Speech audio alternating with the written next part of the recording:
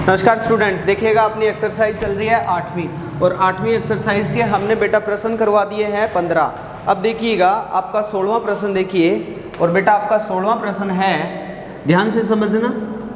आपका 16वां प्रश्न है, एक समतल जमीन पर खड़ी मीनार की छाया उस स्थिति में 40 मीटर अधिक लंबी हो जाती है जब सूर्य का उन्नयन कोण है वो 60 डिग्री से घटकर 30 डिग्री हो जाता है, तो मीनार की ऊंचाई ज्ञात कीजिए। बिल्कुल इजी सा प्रश्न है बेटा। देखिएगा आपकी जो एक मीनार है,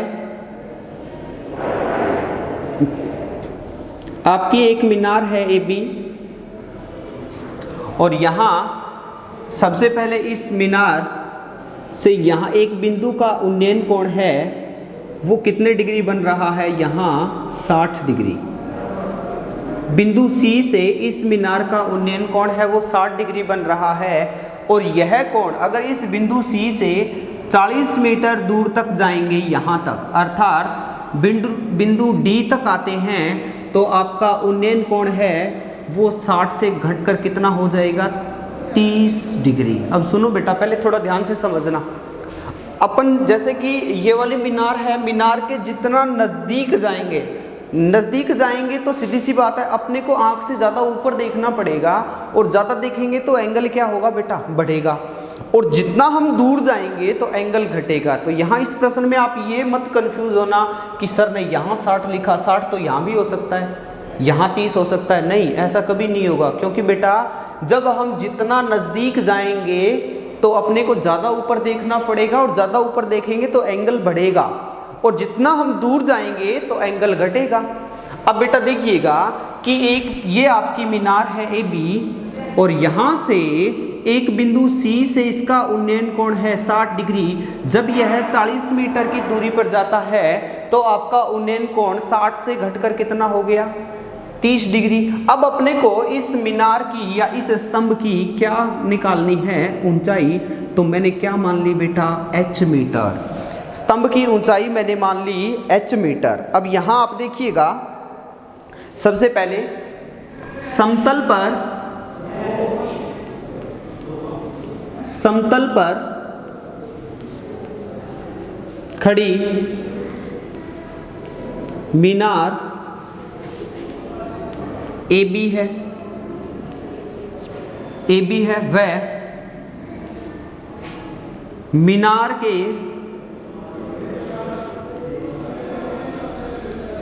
आधार से एक सरल रेखा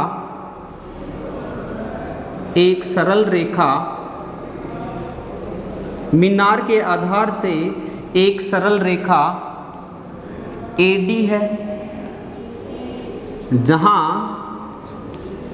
बिंदु AD पर C बिंदु स्थित है, C बिंदु स्थित है, जो कि बिंदु C व D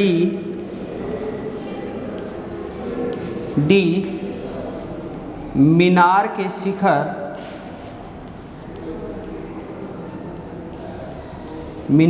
शिखर के साथ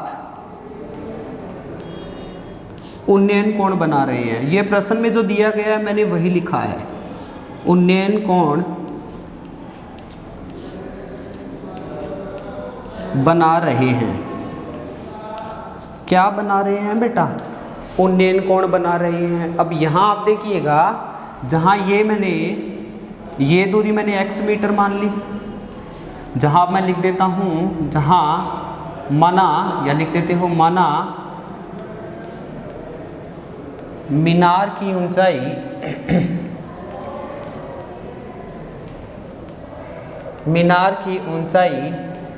AB बराबर है H मीटर। मीनार की ऊंचाई आपकी AB है वो H मीटर है, वह AC कितना है, AC आपका x मीटर है, CD कितना है 40 मीटर है और आपका AD है वो आ गया x प्लस में 40 मीटर। यहाँ तक तो अपने को जो दिया गया है मैंने वही लिखा है। उसके बाद आप देखिएगा अपने को तो मीनार की ऊंचाई ज्ञात करनी है, तो बेटा इसके अंदर कितने त्रिभुज बन रहे हैं, 2 त्रिभुज बन रहे हैं। तो पहला त्रिभुज लिया मैंने, त्रिभुज ACB में tan थीटा बराबर आपका लंब है AB और बेटा आपका आधार है AC। आपका tan थीटा बराबर लंब है AB, आधार है आपका AC, तो tan 60 डिग्री बराबर है AB आपका h मीटर है और AC आपका x मीटर है, और tan 60 डिग्री की वैल्यू होती है √3 बराबर है h बटे में x, और आपका h बराबर आ गया √3x। बोलिएगा यहाँ तक क्लियर है कि नहीं। सबसे पहले बेटा मैंने त्रिभुज लिया ABC, जहाँ लेता हूँ मैं ये tan थीटा लंब बटे में आधार, तो tan थीटा आपका 60 डिग्री है और यहाँ है h बटे में x। अब आगे आप देखिएगा tan 60 डिग्री बराबर है h बटे में x, tan 60 डिग्री की वैल्यू होती है √3 बराबर है h बटे में x, तो h बराबर है √3x। अब आप आगे देखिएगा, इसको मैं समीकरण 1 मान लूँ क्या। अब बड़े वाला त्रिभुज यहाँ कौन सा दिखाई दे रहा है, त्रिभुज ADB में। अब यहाँ मैंने ये बड़े वाला त्रिभुज लिया तो आपका आ गया tan थीटा बराबर AB बटे AD, और आपका tan थीटा बेटा है 30 डिग्री, और आपका AB है h और आपका AD है x प्लस में 40, और tan 30 डिग्री का मान होता है 1 बटे में √3 बराबर आपका है h बटे में x प्लस में 40। अब यहाँ अगर मैं बात करूँ, यहाँ मैंने वज्र गुणा किया या क्रॉस मल्टीप्लाई किया, तो वज्र गुणा करने पर क्या होगा, आपका आएगा √3 को h से किया, कितना आ गया √3h बराबर आपका आ गया x प्लस 40। ये वाली समीकरण 2 है। अब समीकरण 2 में h का मान रखने पर या समीकरण 1 का मान रखने पर एक ही बात है। समीकरण 2 में समीकरण 1 का मान रखने पर, तो यहाँ x की जगह बोलिएगा मैं कितना h की जगह रखूँगा √3x, तो आपका √3 तो है ही है, h की जगह क्या लिख दिया √3x, और बराबर आपका है रूट कितना है बेटा 3x, बराबर है आपका x प्लस में 40। अब बेटा देखिएगा रूट को रूट से गुणा करेंगे, रूट क्या हो जाएगा कैंसल, तो आ जाएगा 3x बराबर x प्लस में 40। अब यहाँ इसको इधर ले गया तो आपका 3x माइनस x बराबर में कितना आ जाएगा 40, तो 2x बराबर में आपका आ गया 40 और x बराबर में आ गया 20। अब देखिएगा x का मान समीकरण 1 में रखने पर h बराबर आ गया आपका 20√3 मीटर। आंसर ये भी सही है, या आप 20 को 1.732 से गुणा कर लेना तो भी आपका सही है, एक ही बात है, या यहाँ तक रखते हो तो भी आपका सही है। उम्मीद करता हूँ आपको अच्छे से समझ में आया होगा। प्रश्न क्या है बेटा, एक मीनार है, एक मीनार की ऊंचाई AB है जो मैंने h मीटर मान लिया, और इसके आधार पे एक बिंदु C स्थित है जो 60 डिग्री का कोण बनाता है। 40 मीटर चलने के बाद यह 30 डिग्री का कोण बनाता है। अब यहाँ क्या है, मीनार की ऊंचाई AB बराबर h मीटर ले ली, यहाँ AC CD और AD लिखा मैंने। एक तो मैंने त्रिभुज लिया ये वाला, एक त्रिभुज लिया बड़ी वाला। सबसे पहले त्रिभुज ये लिया तो समीकरण 1 प्राप्त हुई, फिर त्रिभुज ये लिया तो समीकरण 2 प्राप्त हुई। समीकरण 2 में समीकरण 1 का मान रखा तो अपने को x की वैल्यू मिल गई। x की वैल्यू समीकरण 1 में रखी तो फिर अपने को h की वैल्यू निकल गई जो अपने को निकालनी है। अतः मीनार की ऊंचाई है आपकी कितनी है बेटा 20√3 मीटर। यहाँ तक क्लियर होगा। एक बार इसका स्क्रीनशॉट ले लीजिएगा। उसके बाद देखिएगा अगला क्वेश्चन करवाएंगे। बेटा रेगुलर क्लास लगाया करो, अगर आप रेगुलर क्लास लगाओगे तो आपको दिक्कतें नहीं आएगी, एकदम कंफर्म आपका मैथ क्लियर होगा। क्योंकि यहाँ मैं एक एक क्वेश्चन करवा रहा हूँ तो कोई डाउट वाला तो सिस्टम ही नहीं है। ऐसे नहीं कि एक छोड़ के एक करवा रहा हूँ, एक एक क्वेश्चन करवा रहा हूँ, इसका मतलब इसीलिए करवा रहा हूँ ताकि आपको किसी प्रकार की दिक्कत नहीं आई। अब देखिएगा, इससे अगला प्रश्न है 17वां। आपका 17वां प्रश्न है कि समुद्र तल से 60 मीटर ऊंचे लाइट हाउस के शिखर से देखने पर दो समुद्री जहाज़ों का अवनमन कोण 30 डिग्री और 45 डिग्री है। अब बेटा देखिएगा, समुद्र का एक तल है, उसके 60 मीटर ऊंचे लाइट हाउस। अब यहाँ थोड़ा सा समझाता हूँ मैं। ये वाला एक समुद्र का तल है, ये नीचे इसका समुद्र है, समुद्र का एक तल है, यहाँ मैं सीधा यही लगा देता हूँ। समुद्र के एक तल पे एक लाइट हाउस बना हुआ है जिसका आधार ए है और शिखर बिंदु बी है, और इस लाइट हाउस की ऊंचाई आपकी है 60 मीटर। यहाँ से अवनमन का कोण का मतलब क्या है कि इसके शिखर बिंदु से कोई व्यक्ति दो जहाज़ों को देख रहा है, जो कि एक जहाज़ बिंदु सी पे है, दूसरी जहाज़ बिंदु डी पे है, जो कि ये इसकी कौन सी रेखा होगी बेटा, क्षैतिज रेखा। और एक तो आपका उन्नयन कोण बना रहा है 45 डिग्री का, और दूसरा अगर मैं बात करूं बिंदु डी से, तो उन्नयन कोण बना रहा है ये वाला 30 डिग्री का। अगर बेटा ये 30 का है तो ये 30 का होगा, और ये कितना होगा 45 का। तो ये बात तो मेरे को बार बार बताने की आवश्यकता नहीं पड़ेगी ना कि भी जहाज़ है इसका कौन सा यहाँ 30 यहाँ 45 क्यों है, ये तो समझ में आ गया होगा। प्रश्न देखिए क्या है कि हो जाता है, तो अपने को ये ज्ञात करना है कि बताइएगा जो दो जहाज़ हैं, एक तो बिंदु सी पे स्थित है, दूसरी बिंदु डी पे स्थित है, दोनों जहाज़ों के बीच की दूरी क्या होगी। अब यहाँ बीच की दूरी निकालनी है, तो यहाँ देखिएगा, यहाँ लाइट हाउस की ऊंचाई, लाइट हाउस की ऊंचाई आपके लाइट हाउस की ऊंचाई है वो मान ले ए बी है, जो कि बेटा आपकी 60 मीटर है। लाइट हाउस की ऊंचाई ए बी है, 60 मीटर है। उसके बाद यहाँ से देखिएगा, ये दूरी मैंने x मान ली और ये दूरी मैंने क्या मान ली बेटा, y मीटर मान ली। अब यहाँ दूसरा देखिए, ए सी कितना दिया गया है, y मीटर, और सी डी आपको कितना दिया गया है, x मीटर। और उन्नयन कोण कितने कितने दिए गए हैं, उन्नयन कोण आपको दिया गया है, एक तो आपका है उन्नयन कोण ए सी बी बराबर दिया गया है बेटा 45 डिग्री, और दूसरा आपका है A D C, A D B, जो कि आपका है 30 डिग्री। अब यहाँ अपने को क्या निकालना है कि जो जहाज़ चल रही है ना उनके बीच की दूरी, मतलब कौन सी जहाज़ कितने किससे पीछे है या कौन सी आगे है, उनके बीच की दूरी निकालनी है। तो सीधी सी बात है बेटा, सबसे पहले मैं यहाँ छोटे वाला त्रिभुज बन रहा हूँ। त्रिभुज कौन सा भाई, ए सी बी में, और tan थीटा बराबर है, लंब आपका ए बी है, यहाँ थीटा लिख देता हूँ, ए बी बटे में क्या है बेटा, ए सी, और tan थीटा का कितना है बेटा 45 डिग्री है, और आपका ए बी है 60 और ए सी है y।